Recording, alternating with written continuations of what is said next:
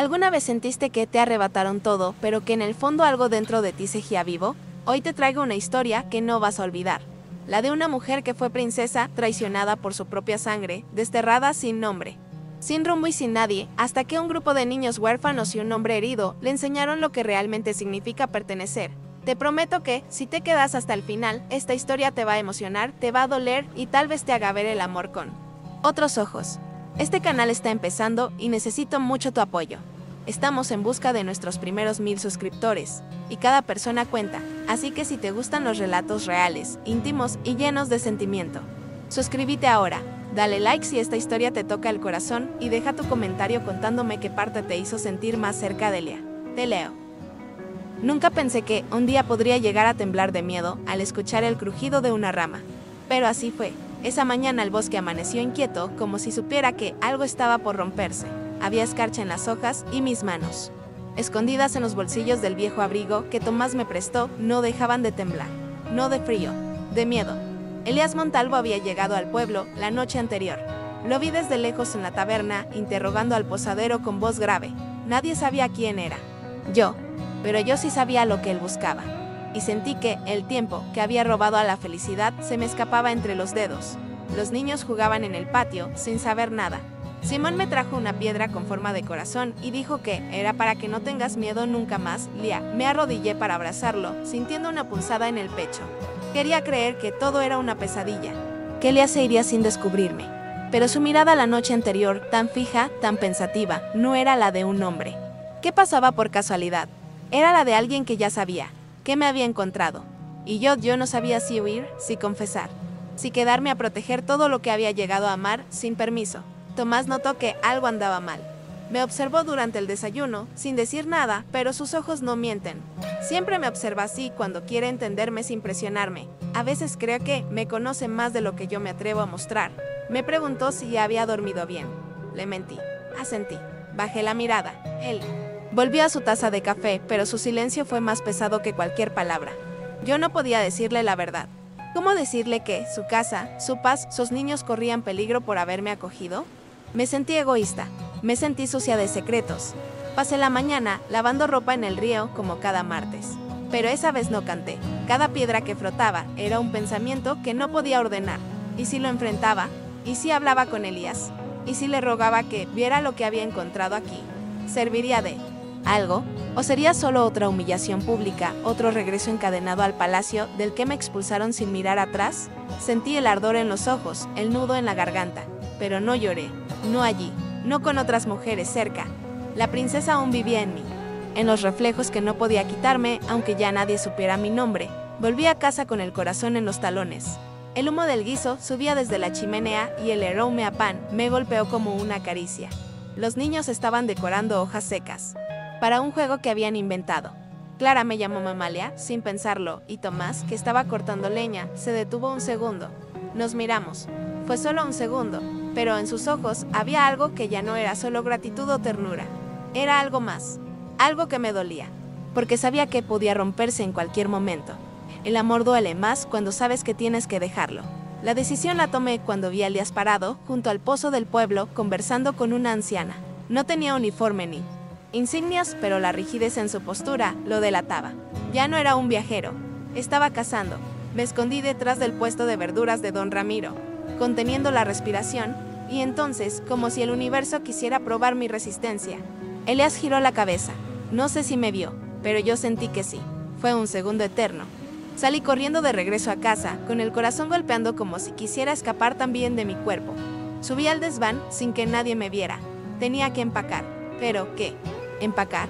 No tenía más que un vestido extra, un libro de cuentos rotos y un collar que guardaba en secreto. El último vestigio de quien fui. Me senté en el suelo de madera, mirando las vigas viejas del techo. Pensé en Simón, en su risa, en Emilia peinándome con flores, en Tomás enseñándome a sembrar zanahorias. ¿Iba a dejar todo eso atrás sin pelear? ¿Otra vez huir sin decir nada? Me abracé las rodillas. Quería que alguien me dijera qué hacer, pero ya no tenía consejeros, ni reyes, ni padre, ni patria. Cuando bajé, Tomás estaba en la cocina. Había silencio y eso me asustó más que cualquier palabra. Me miró y me dijo, ¿por qué estás tan pálida? Lía, quise inventar una excusa. pero mi voz salió quebrada. Tengo que irme. Él no dijo nada. Se acercó. ¿Es por el hombre nuevo en el pueblo? Asentí. Me tomó de los hombros, firme pero sin brusquedad. ¿Te está buscando a ti? No supe mentir. Bajé la mirada. Él no preguntó más. Solo suspiró largo, profundo, y me dijo algo que nunca olvidaré. Entonces no te vas sola. No, esta vez. Me rompí. Ahí mismo, en sus brazos. Me dejé caer contra su pecho como si su calor pudiera esconderme del mundo. Tomás, no soy quien crees que soy, murmuré entre lágrimas. No me importa. Respondió, eres quien eres con mis hijos. Conmigo. Con esta casa. Me sentí tan pequeña, tan rota y amada al mismo tiempo. Por un instante quise creer que con solo eso bastaba. Pero no bastaba. Afuera, alguien quería mi cabeza. Y no podía permitir que esa ternura, esa familia improvisada, pagara las consecuencias de una corona que ya no era mía. Esa noche no dormí. Preparé panecillos para la mañana. Organicé los libros de los niños. Doblé la ropa limpia. Como si al hacer todas esas cosas pudiera dejarles una parte de mí que no doliera tanto cuando me fuera. Al amanecer, salí con cuidado, de puntillas, sin despedirme. Pero Tomás ya estaba afuera, en el porche, con una bolsa preparada. Te llevo hasta la estación, dijo. Yo no quería que viniera.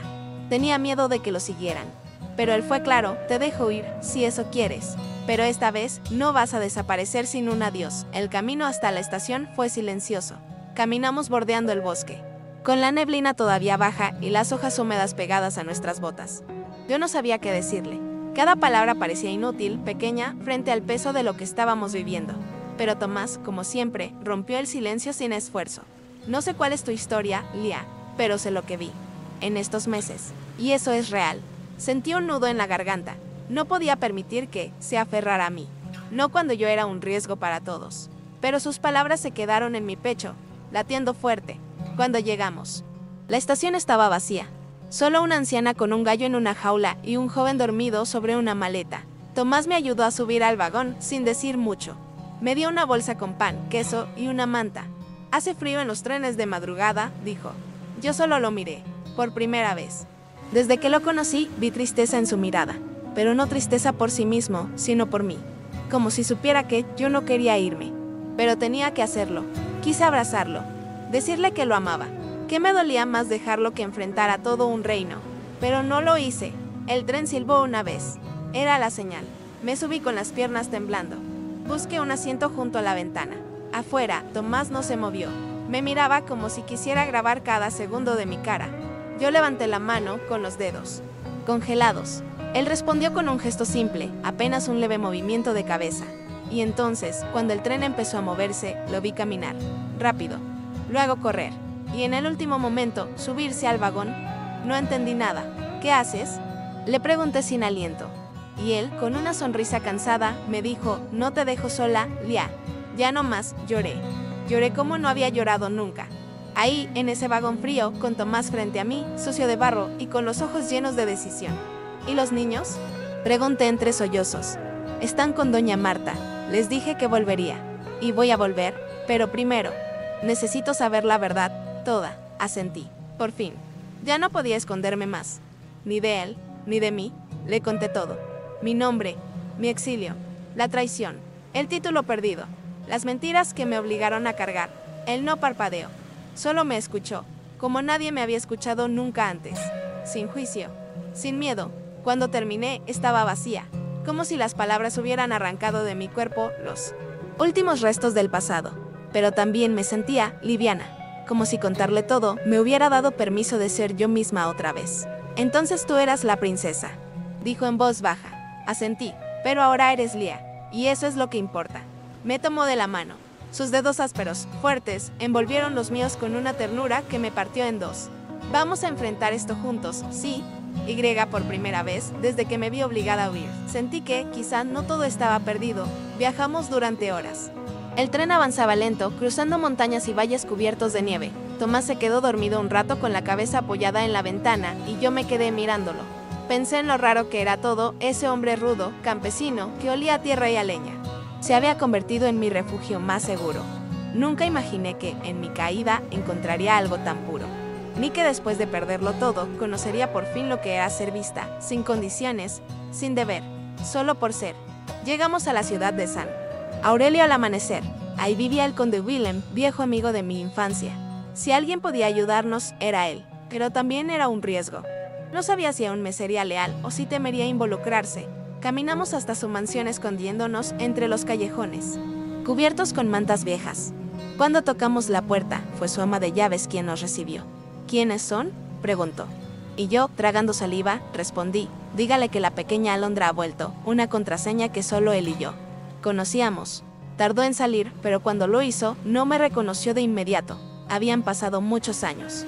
Estaba más delgado, más canoso. Pero cuando me miró bien, sus ojos se agrandaron. Isabela, murmuró. Y me abrazó como quien encuentra algo que creía muerto. Le conté todo, otra vez. Y Tomás, firme a mi lado, escuchó en silencio. Willem no dudó. Nos ofreció alojamiento, comida y sobre todo, su influencia. Hay formas de limpiar tu nombre, dijo. Pero yo ya no buscaba un trono. Solo quería vivir sin tener que esconderme. Entonces vamos a darte eso, prometió. Nos quedamos una semana en su casa. Los niños nos escribieron cartas que Willem mandó recoger con un mensajero. Yo lloré con cada palabra escrita con letras torcidas, con dibujos de corazones y manos diminutas. Tomás también, aunque no lo admitió. Cada día que pasaba me sentía más fuerte. Ya no era la princesa quebrada ni la fugitiva temerosa. Era Alia, una mujer que sabía quién era, que había encontrado algo más valioso que una corona, una familia construida en el barro, en la ternura, en la verdad. Pero la calma no duró. Una noche, mientras cenábamos, llegó Willem con el rostro serio. Hay un edicto nuevo. Han ofrecido recompensa por ti y por el hombre que te acompaña. Sentí que el suelo se me abría. Tomás no dijo nada. Solo me tomó de la mano, como aquella vez en el tren. No pueden seguir huyendo, dijo Willem, pero tampoco pueden quedarse aquí. Y entonces propuso algo que nunca pensé que aceptaría. Puedo ayudar a llegar a la frontera. Ahí podrán empezar de nuevo, como otras personas, como nadie. Miré a Tomás, él solo preguntó, ¿y los niños? Esa noche no dormimos. Nos quedamos en el pequeño cuarto que nos habían asignado, con una vela encendida y los corazones en la garganta. Tomás caminaba de un lado a otro, murmurando los nombres de los niños como un rezo. No puedo dejarlos. No otra vez. Ellos ya perdieron demasiado, yo lo entendía. También los amaba. Cada uno, con su risa rota y sus manos sucias de tierra, me había enseñado lo que era pertenecer. Entonces volvamos por ellos, dije, juntos. No huiremos sin ellos, y ahí supe que ya no tenía miedo. Si iba a luchar por algo, sería por eso. Willem intentó disuadirnos. Nos dijo que era una locura volver al pueblo justo cuando la corona intensificaba su búsqueda, pero nuestra decisión estaba tomada. Él, resignado, nos preparó todo. Ropa nueva, papeles falsos, provisiones. Partimos al amanecer, esta vez en una carreta disfrazada de reparto de mercancías.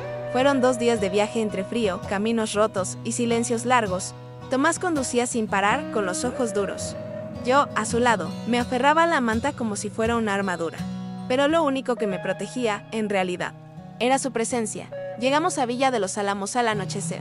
El pueblo parecía dormido, pero no era así. Había soldados en la plaza, inspeccionando cada rincón, mostrando un retrato mal dibujado de la traidora.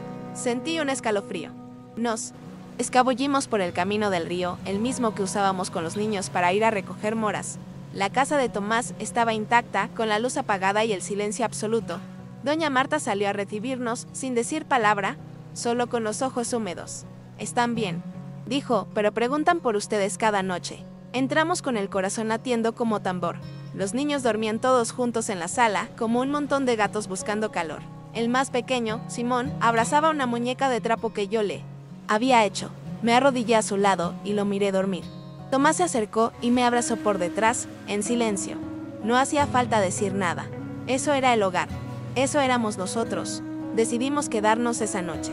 Pero sabíamos que no podíamos arriesgarnos a más. Partiríamos al amanecer con los 5. No teníamos un plan perfecto, pero teníamos algo mejor, la certeza de que ese amor valía la pena. Antes de dormir, Tomás se sentó junto al fuego con Rubén y Clara, los mayores.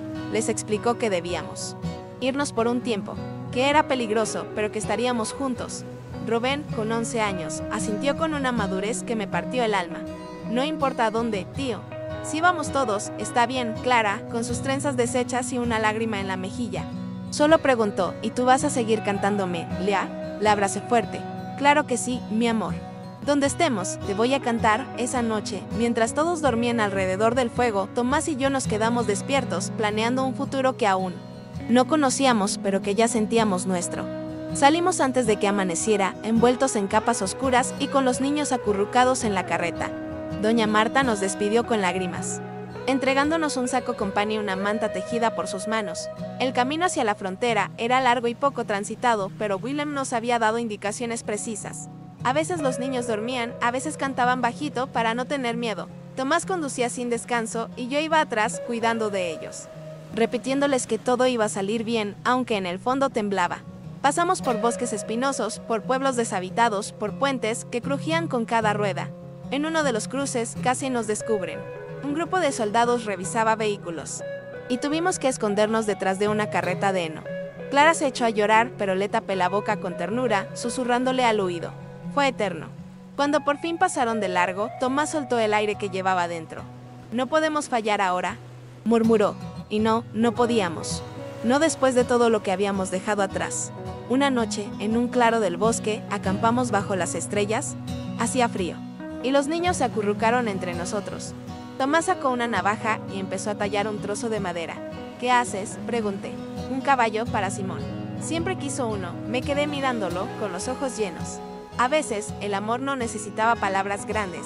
Estaba en esos gestos pequeños, en su forma de protegernos, en cómo, sin decirlo, ya era el padre de esos niños. Y, aunque nunca lo había dicho, ya era también mi hogar. La frontera estaba a 3 días, pero el cansancio empezaba a notarse. Emilia tenía fiebre y Simón tosía cada noche. Paramos en una aldea pequeña, solo unas horas, para descansar y buscar medicina. El boticario nos miró con sospecha. «Muchos andan huyendo últimamente», dijo. No contestamos. Compramos lo necesario y nos fuimos rápido. Cada paso se sentía como un riesgo, pero también como una promesa.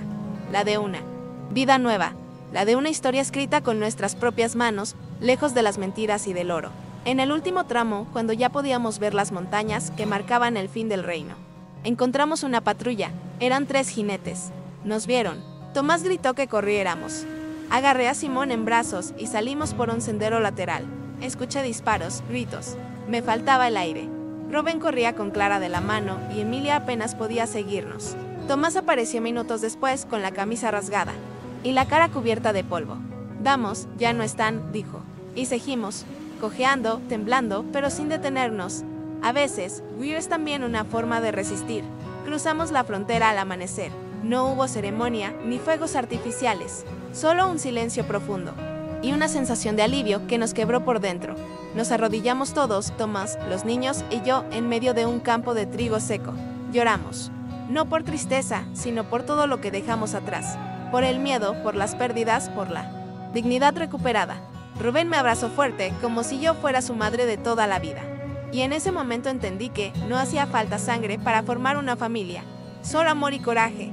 Nos instalamos en un pueblo llamado Anelias del Norte, un lugar simple, con casas de adobe y calles de tierra. Nadie nos conocía y eso era lo mejor que podía pasarnos. Alquilamos una casita pequeña con un patio lleno de gallinas. Tomás empezó a trabajar en el campo y yo enseñaba a leer a los niños del pueblo. Me llamaban señorita Lea y nadie sospechaba que alguna vez fui princesa. Era libre, por primera vez. Verdaderamente libre y feliz.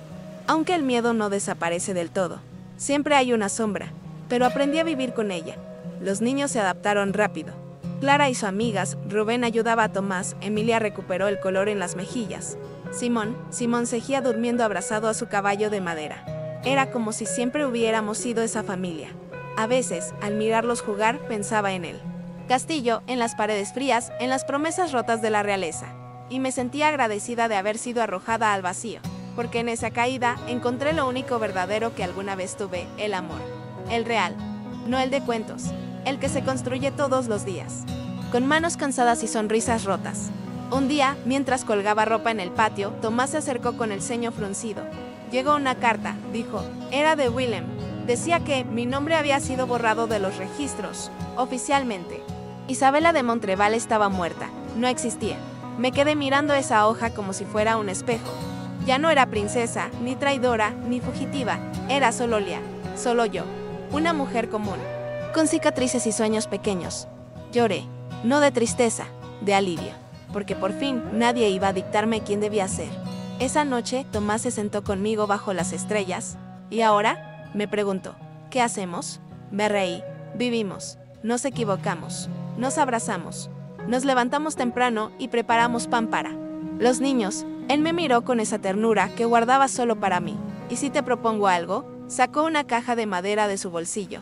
Dentro había un anillo sencillo, de cobre, con una piedrita azul. No tengo corona para darte, pero tengo esta vida. ¿La querés conmigo? No pude hablar. Solo lloré y lo abracé tan fuerte como pude. No necesitaba más. Nos casamos al mes siguiente, en la iglesia pequeña del pueblo. Los niños llevaron flores silvestres y doña Marta, que vino desde lejos, preparó un pastel de manzana. No hubo realeza, ni trajes lujosos, ni banquetes interminables. Pero hubo risas, lágrimas sinceras y abrazos que sanan. Tomás me miró con esos ojos que ya eran mi casa. Y yo supe que jamás había sido tan feliz. Lía, eso decía el padre cuando me llamó por mi nombre frente al altar.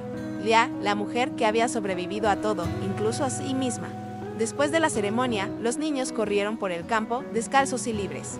Yo me senté en una piedra, mirando cómo el sol se escondía detrás de las montañas. Tomás se acercó, me tomó la mano y me besó en la frente. Ahora sí, estamos en casa, dijo. Y tenía razón. A veces uno recorre 1000 caminos, atraviesa guerras, exilios, pérdidas, para llegar a donde siempre perteneció. Y no se trata de un lugar físico, es una persona. Son 5 niños, es una voz que dice tu nombre sin juicio, con amor. Eso era mi hogar. Los rumores sobre mi paradero nunca desaparecieron del todo. De vez en cuando llegaban noticias desde el viejo reino, golpes de estado, nuevas alianzas, escándalos. Pero yo no quería saber más. Willem me escribía cada tanto contándome solo lo necesario.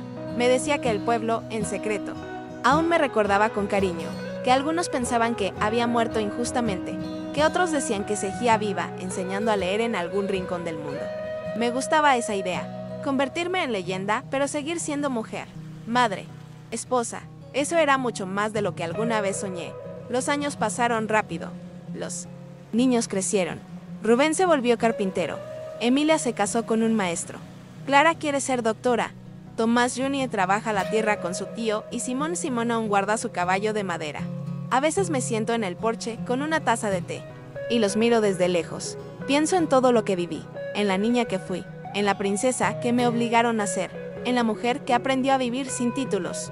Me cuesta reconocerme, pero me enorgullece, porque no me rendí, porque amé con todo.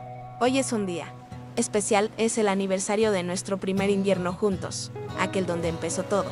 Tomás me regaló una libreta y me pidió que escribiera nuestra historia. Me costó empezar, no por falta de recuerdos, sino por el miedo a revivirlos. Pero ahora que lo hice, me doy cuenta de cuánto sané, de cuánto crecimos.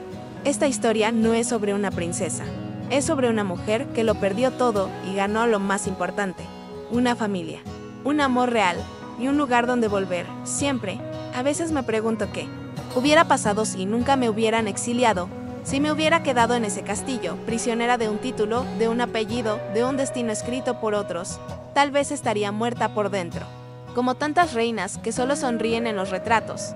Tal vez jamás habría conocido a Tomás, ni habría sentido los abrazos sinceros de 5 niños que no tenían nada que ofrecerme, excepto su cariño desbordante. El dolor del pasado sigue ahí, pero ya no me duele. Solo me recuerda que sobreviví, una tarde. Simón me preguntó si yo alguna vez había sido princesa. Me quedé en silencio. No supe qué responder. Lo miré a los ojos y le dije, no, mi amor, solo fui una mujer que un día decidió empezar de nuevo. Él me sonrió con esa inocencia que desarma todo. Y siguió jugando con su caballo de madera. No necesitaba saber más. Para él, yo no era una exiliada ni una figura de cuentos. Era Lía, la que cantaba al dormir, la que curaba raspaduras con besos, la que hacía el mejor pan del pueblo. Tomás siempre me dice que tengo manos de reina, pero no por suaves ni delicadas, sino porque transforman lo que tocan. Al principio pensaba que lo decía para halagarme, pero con el tiempo entendí que era su forma de agradecerme, de decirme que llegué a sus vidas para traer luz. Lo mismo siento yo por él. Su silencio fue el primero que no me juzgó.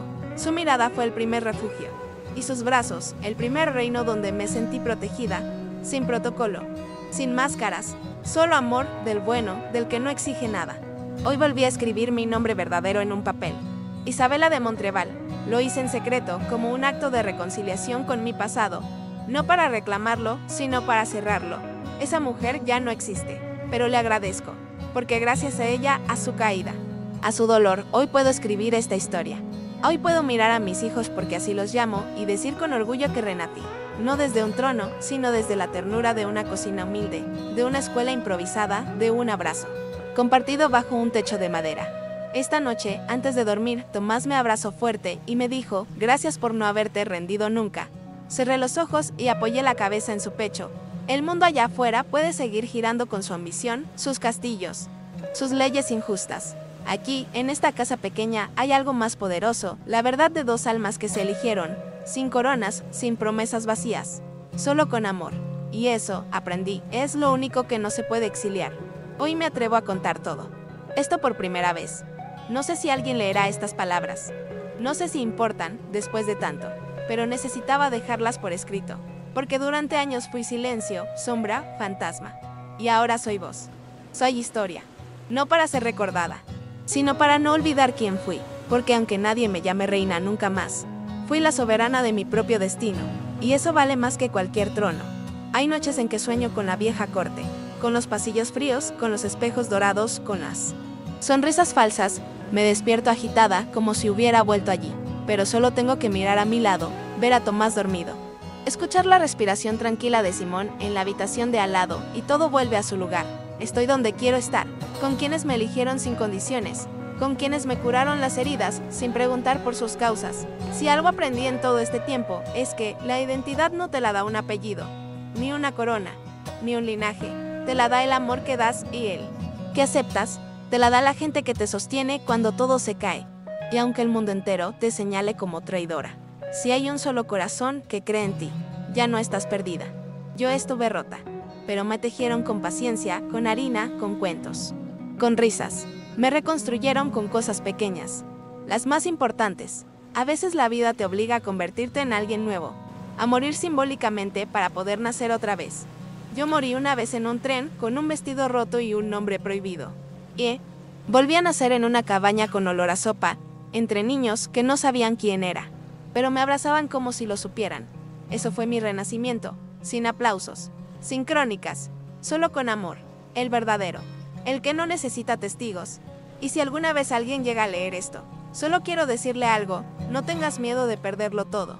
A veces, es la única manera de encontrar lo que realmente importa. Yo lo encontré en un lugar llamado Villa de los Álamos, en una casa pequeña, con un hombre de pocas palabras y 5 niños que me enseñaron a amar sin condiciones. No sé si fue destino o casualidad, solo sé que fue real, y eso basta.